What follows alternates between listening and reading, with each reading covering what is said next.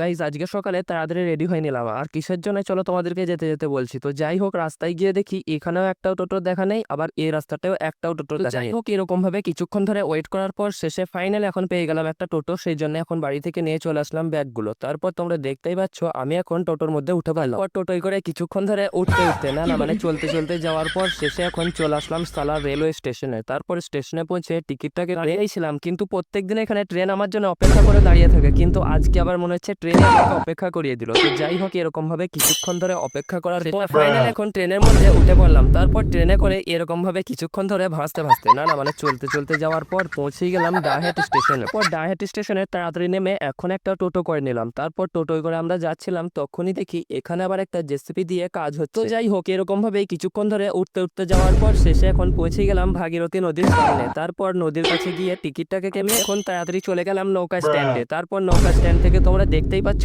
এখানে একটা নৌকা উঠতে উঠতে না না মানে ভাসতে ভাসতে আসছে আমাদেরকে নিয়ে। তো যাই হোক, কিছুক্ষণ ধরে অপেক্ষা করার পর শেষে এখন চলে আসলো আমাদের নৌকা। তারপর এখন তাড়াতাড়ি নৌকার মধ্যে উঠে পড়লাম। তারপর তোমরা দেখতেই পাচ্ছ এদিকে নৌকাটা স্টার্ট হয়ে গেছে। নৌকা থেকে নেমে আমি এখন একটা টোটো ভাড়া করে নিলাম। তারপর টোটোয় করে এরকম ভাবে উঠতে উঠতে না না মানে চলতে চলতে যাচ্ছিলাম। আমি এখন মামাদের বাড়ি যাই, আর তোমরা আরো এরকম ফানি মিনি ব্লগ দেখার জন্য আমার এই ছোট্ট চ্যানেলটিকে বেশি করে সাবস্ক্রাইব করো। আর দেখো, তোমাদের সঙ্গে কথা বলতে বলতে আমি এখন চলে এসেছি মামাদের বাড়িতে।